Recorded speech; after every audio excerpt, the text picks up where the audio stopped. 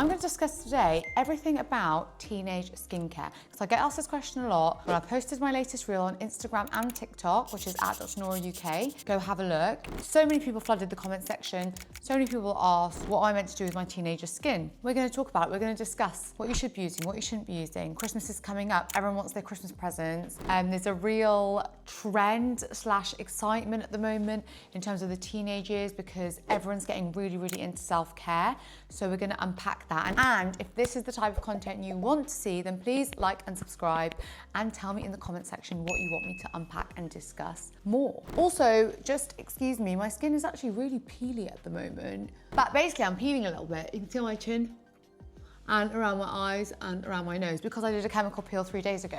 So if you want to hear more about skin treatments that I do on myself, then let me know if you want that to be another video. But I did my glow package on Saturday because my friend's getting married in 3 weeks' time. So I was like, great, if I do it then, peak time, I'll be glowing for the wedding. And my glow package includes anti-wrinkle injections, a really amazing skin booster called Systema, which is a collagen stimulator and a skin booster, 2-in-1, and I do a chemical peel. I usually mix up the chemical peels. My favorite one is the PRX peel, so I've completely sidelined.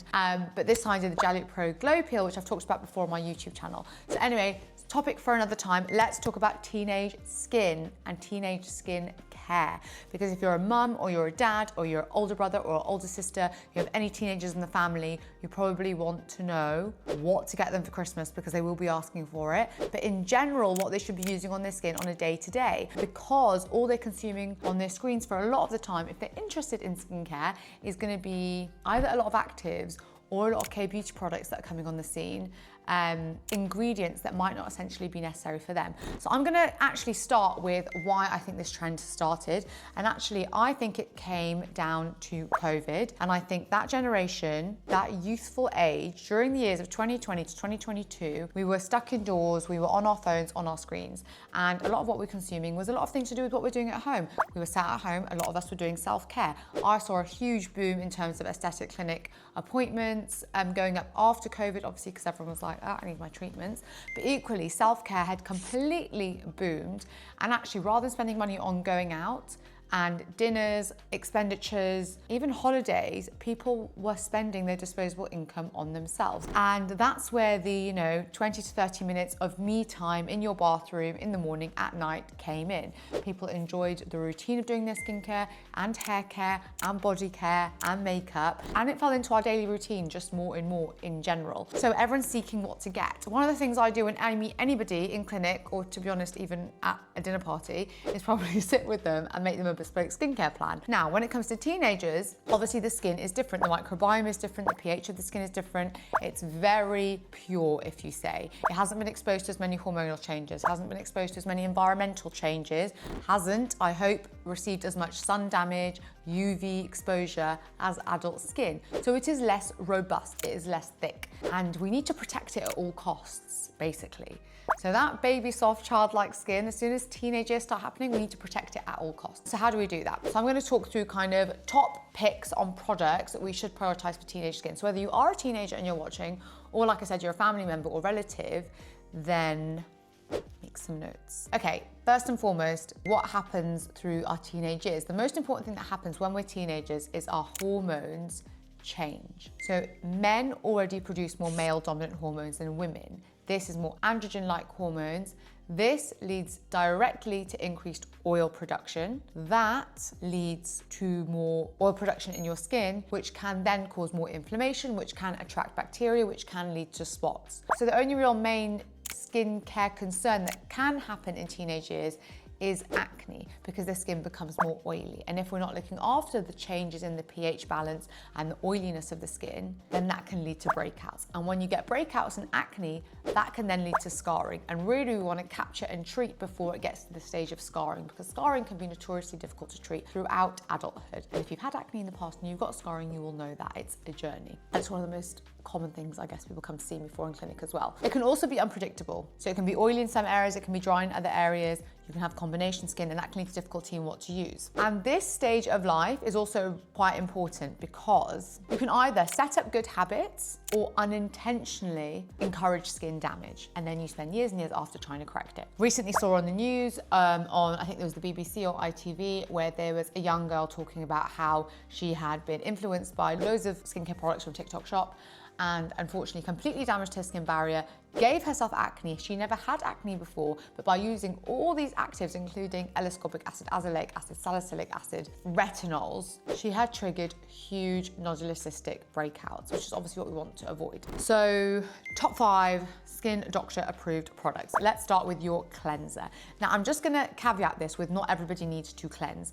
If your skin is clean when you go to sleep, when you wake up in the morning, you don't need to also cleanse it, especially not with an active ingredient. If you build up obviously dead skin and debris and dirt, and maybe you haven't washed your pillowcase in a week, then yes, maybe you have built up a bit of dirt and dust overnight. So yes, cleansing is appropriate, but it's not an essential. Over cleansing can strip the skin barrier, and if you are cleansing, especially teenage skin, you want to keep it really minimal. So you want a hydrating cleanser, one that's going to give ingredients that also replicate and restore the skin barrier, so one rich in ceramides and hyaluronic acid. Simple suggestions are your CeraVe Hydrating Cleanser, so the green one. You also have your Cetaphil Gentle Cleanser. So those are the main clean ones if you're worried about what to buy your teenager. They're the most kind of trialed, tested, they've been around the longest, their formulations are really clean, and we recommend them a lot in dermatology clinics. You want something that's non-comedogenic, that's going to remove dirt and oils without stripping the skin. The only time I would recommend an active-based cleanser is if you are getting breakouts. So if your teenage son or daughter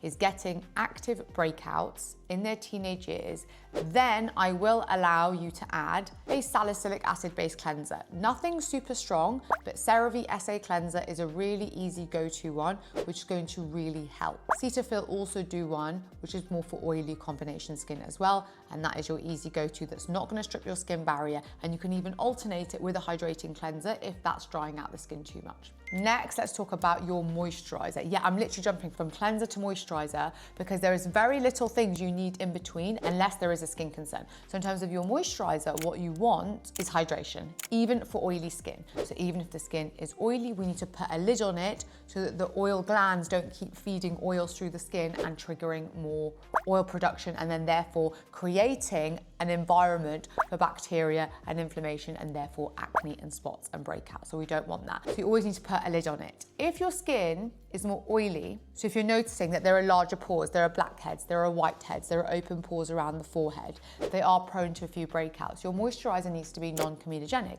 Now what that means is it doesn't clog the pores. So you don't want your really thick moisturizers, and you do not want fragranced or perfumed moisturizers. If in doubt, the gel-based moisturizers tend to be less comedogenic, and you want them to have barrier supporting ingredients like glycerin, ceramides, and a lot of them will also contain niacinamide because this is very anti-inflammatory. Some examples are your CeraVe Hydrating Moisturiser. There's also one with SPF 50 in it as well. It's the dark blue and white one.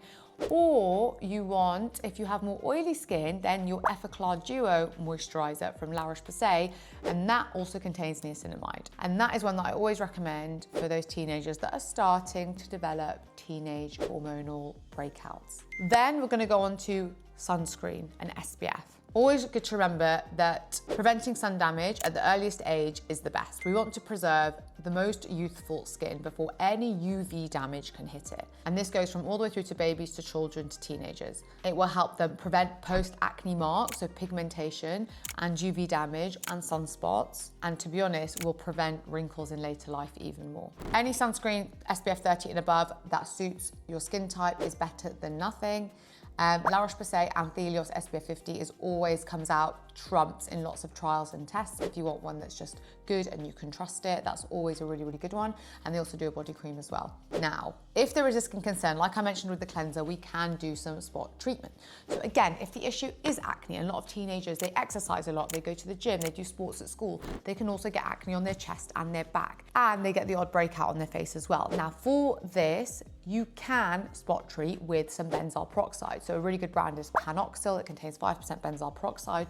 You can either use it as spot treatment, or you can also use it for the body where the skin is a bit thicker. That's going to prevent the bacteria. Benzoyl peroxide works on the bacteria, so stops the spots coming through that way. Salicylic acid unclogs the pores, so stops the oils. So you have oils and bacteria that leads to spots. Salicylic acid for oils, benzoyl peroxide for bacteria.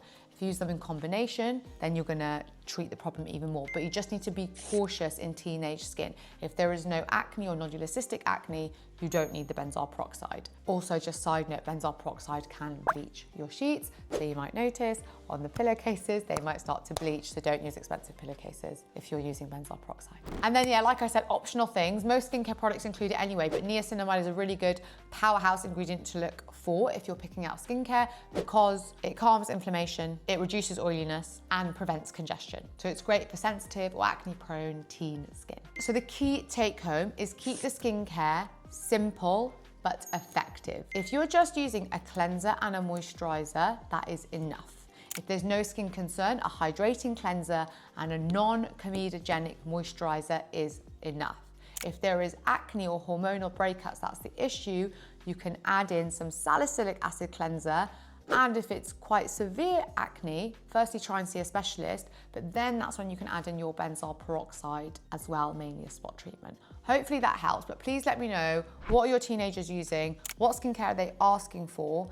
And if you have anything you want to unpack. Also, by the time this actually goes out, this will be common knowledge, but essentially Superdrug are releasing a teenage skincare line called Pop, and I am actually working with them because I believe so strongly in the importance of safe teenage skincare. But essentially, the idea is that if you like doing that stepwise routine and the teenagers enjoy doing their skincare, then they have released a range which is completely safe to use with hydrating, barrier protecting ingredients, where they can do that skincare routine with a toner and a serum and a moisturizer and a cleansing balm, but it's completely safe and it's not going to damage the skin barrier.